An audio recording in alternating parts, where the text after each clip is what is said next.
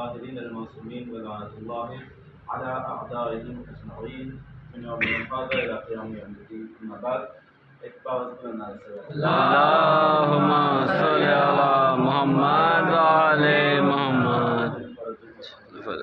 کل کے درس میں ہم نے جو بیان کیا تھا کہ خدا کی طرف متوجہ ہونے کے 3 اسباب کس طریقے سے وہ اسباب ہیں جس طریقے سے ہم اپنی نمازوں میں توجہ پیدا کر سکتے ہیں، خلوص پیدا کر سکتے ہیں اور خوشی اور خضوع پیدا کر سکتے ہیں. تو ہم نے 3 اسباب بتائے تھے. اس میں سے آخری جو سبب تھا وہ یہ تھا کہ سب سے پہلے ہمیں کم سے کم اپنی نمازوں کا ترجمہ ہمیں پتہ ہونا چاہیے کہ ہم جو شخصیت سے بات کر رہے ہیں آخر ہم وہ بات کر کیا رہے ہیں.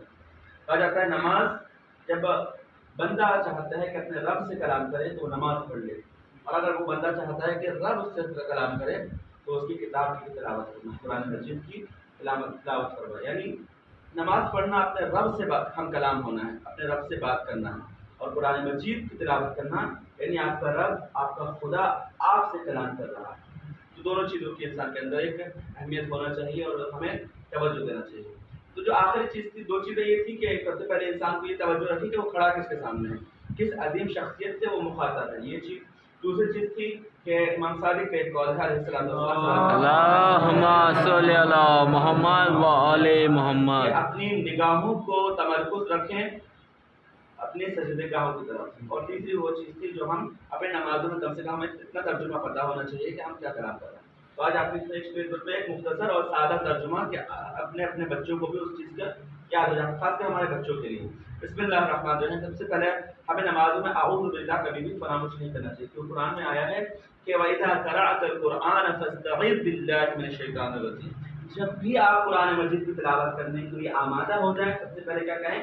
اعوذ باللہ، یعنی خود شیطان کی پناہ مانگے اپنے پروردگار عالم کی. اس کا ترجمہ جب بھی آپ قرآن پڑھنے کے لیے کھڑے ہوں فاستعذ باللہ، تو خدا کی پناہ مانگے اس سے، شیطان مردود سے. تو اس کا لیے کیا ایک لفظ ہے اعوذ باللہ من الشیطان الرجیم، یعنی میں پناہ مانگتا ہوں پروردگار عالم کی شیطان مردود سے، لعنتی سے، کہ وہ مجھے اپنے وسوسے سے پروردگار عالم اپنے امان میں رکھے شیطان مردود کر سکے.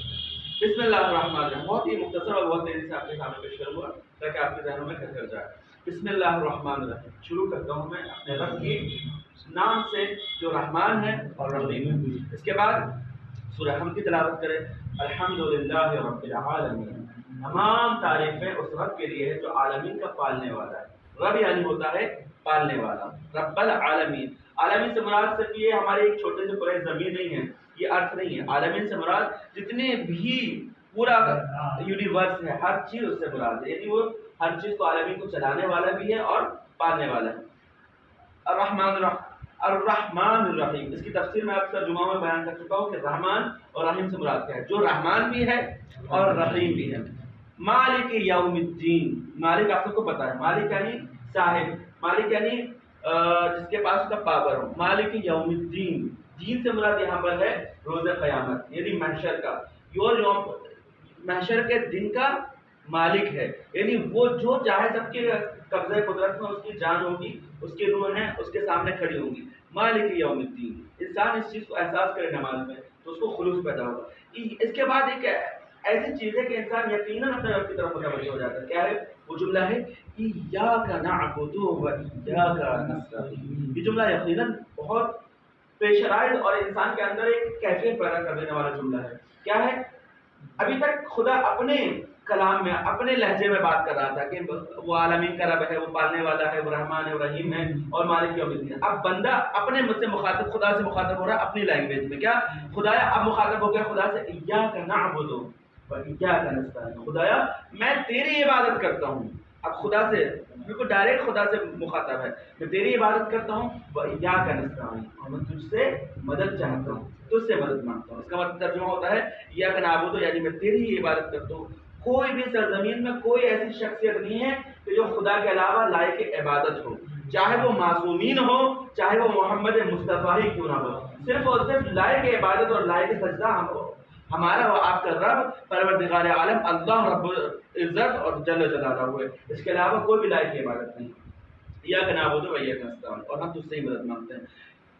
اہدنا الصراط المستقیم. خدایا مجھے سیدھے راستے پر گامزن رکھ. اس کے 2 ترجمے ہوتے ہیں. ہمارے برادران اہل سنت کی ہے اور ہمارے یہاں ترجمہ دو الگ الگ ہے، صرف مفہوم کا فرق ہے۔ وہ ترجمہ کرتے ہیں خدایا ہمیں سیدھے راستے پر چلا۔ اس میں ہم یہ اشکال پیدا کرتے ہیں کہ کیا ہمارے پاس اسلام نہیں ہے، کیا ہمارے پاس سارے احکامات نہیں ہیں، کیا ہمارے پاس قرآن نہیں ہے، کیا ہمارے پاس محمد و آل محمد جیسی عظیم شخصیت نہیں ہے؟ تو یہ سب چیزیں ہونے کے بعد یہ فیصلہ کرنا کہ ہمیں سیدھے راستے پر چلا، یعنی یہ ہوتا ہے کہ ابھی ہمیں سیدھا راستہ پتہ ہی نہیں ہے، یا پھر ہم سیدھے راستے پر ہے ہی نہیں، یعنی ہمارے پاس یہ سب چیزیں نعمتیں ہونا یہ ہے کہ ہم سیدھے راستے پر ہیں۔ دعا یہ کرنا چاہیے، اس کا ترجمہ یہ ہے یا اہدنا الصراط المستقیم، خدایا ہم جس سیدھے راستے پر ہیں ہمیشہ ہمیں اس سیدھے راستے پر گامزن رکھ، ہمیشہ ہمیں سیدھے راستے پر چلو، یعنی اس کا مطلب یہ ہے کہ ہم سیدھے راستے پر ہیں، بس خدایا ہمیں سیدھے راستے سے بھٹکنے نہ دینا، ہمیں اپنے صراط المستقیم میں ہمیشہ گامزن رکھنا۔ اہدنا الصراط المستقیم، کون سا سیدھا راستہ؟ صراط الذین انعمت علیہم، اس راستے پر کہ جس پر تو نے اپنے اچھے بندوں پر نعمتیں نازل کی ہیں۔ صراط الذین انعمت علیہم، اس راستے پر کہ جس راستے پر تو نے اپنے بندگان کے اوپر نعمتیں نازل کی۔ سب کو پتا ہے وہ بندگان خدا کون ہے، محمد و آل محمد سے بہتر کوئی بھی نہیں۔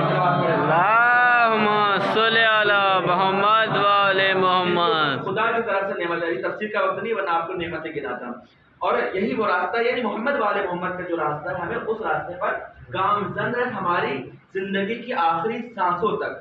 یا کہ نعبد اہدنا الصراط المستقیم صراط الذین انعمت علیہم غیر المغضوب، یہ تو صراط المستقیم کا ذکر ہو گیا یہاں پر، اس کے بعد غیر المغضوب علیہم، صراط المستقیم ہے تو وہاں پہ دوسرے راستے بھی ہیں۔ ایک بار ایک حدیث آپ کو سنا دیتا ہوں اور آپ کی زحمت تمام۔ ایک مرتبہ رسول خدا صلی اللہ علیہ وآلہ وسلم، اللہم صلی علی محمد و آل محمد۔ یا رسول اللہ صراط المستقیم تو ہے، ہمیں پتہ ہے کہ صراط المستقیم کے علاوہ بھی کوئی دوسرے راستے بھی ہیں جس سے ہمیں اپنے آپ کو بچانا ہے؟ تو رسول اللہ صلی اللہ علیہ وسلم کے ہاتھ میں ایک عصا تھا، آپ نے باہر کھڑے ہوئے تھے، آپ نے اس عصے سے زمین پر ایک خط کھینچا، ایک لائن کھینچی اور اس کے بعد کہا ھذا صراط المستقیم، مثال کے طور پر یہ صراط المستقیم ہے۔ اس کو کھینچنے کے بعد پھر آپ نے اسی کے بازو میں ایک لائن اور کھینچی، پھر اس کے بغل میں ایک اور لائن کھینچی، پھر ایک اور لائن کھینچی، یہ ایسا کر کے آپ نے 4-5 لائنیں اس طرف کھینچی اور 3-4 لائنیں اس طرف کھینچی۔ کیا فرمایا؟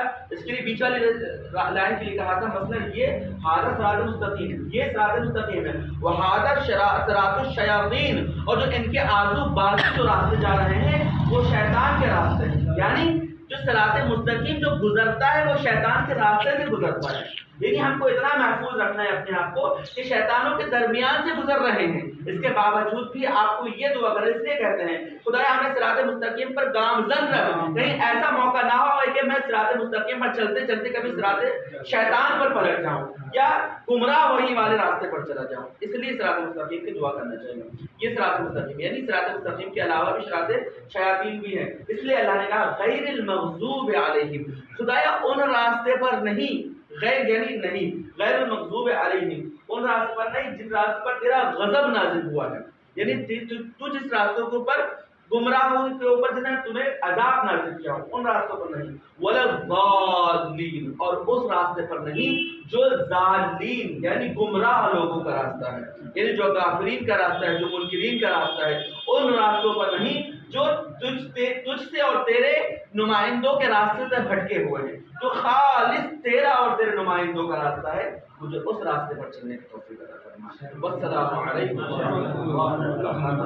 خدا تعالیٰ سے دعا ہے پروردگار عالم ہمیں ہماری آخری سانسوں تک تیرے صراط المستقیم پر گامزن